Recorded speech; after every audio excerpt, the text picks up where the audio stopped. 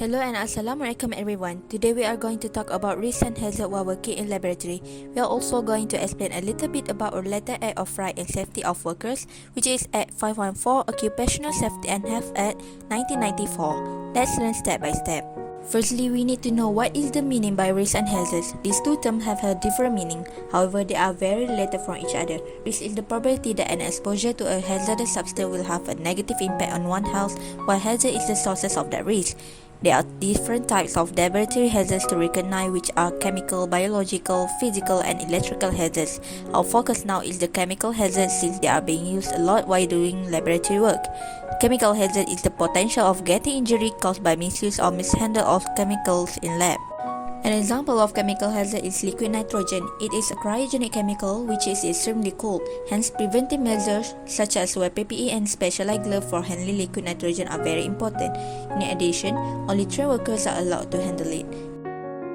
Next example is chloroform, which is a toxic substance. Prevent from breathing the vapor for a long time and avoid contact with skin and eyes.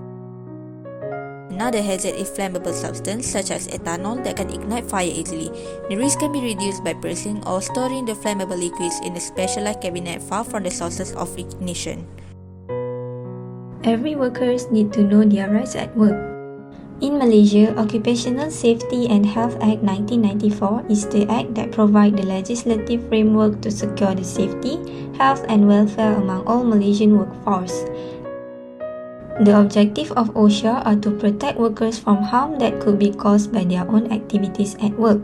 Next, to safeguard non-workers from workplace hazard. The third objective is to promote a suitable work environment that fulfills the needs of person at work. Lastly, to replace the accompanying occupational safety and health legislation with a set of regulation and authorized industry code that work with this act. What are the responsibilities of the employers? OSHA 1994 states that it is employers' responsibility to ensure safety, health and welfare at the workplace, minimize and prevent exposure of risk of the employees, notify any dangerous occurrence to nearest occupational safety and health office, provide adequate information, training, instruction and also supervision. In order to create a safe working environment, there are some few steps to be followed. The first one is proper chemical labeling.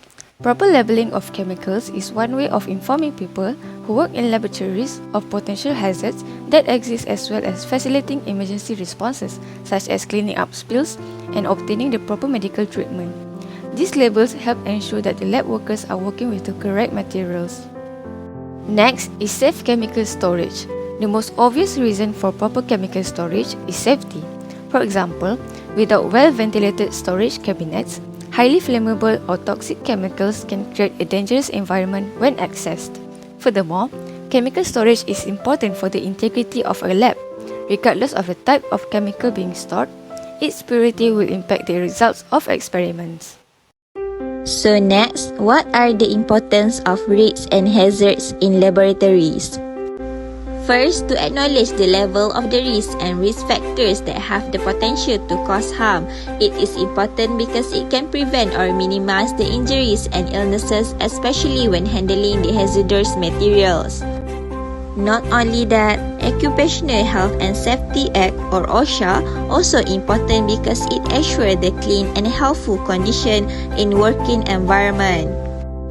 Other than that, maintaining safe environment also important because it increases the productivity and quality among the workers, as well as reduce stress and tension in working environment.